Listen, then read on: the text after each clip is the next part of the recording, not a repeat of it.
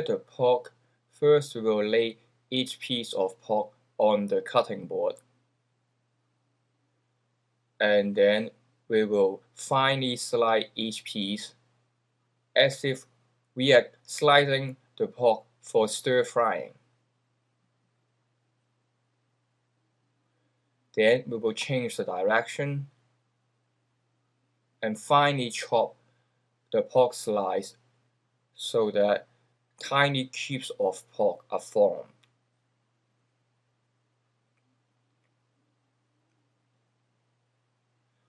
Repeat this process for the rest of the pork.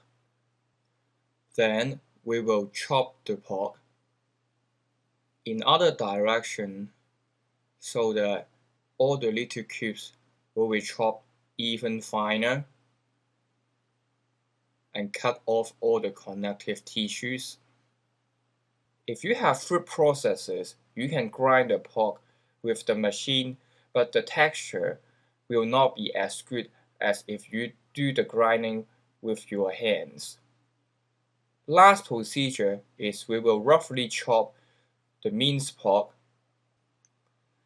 and the minced pork right now is ready.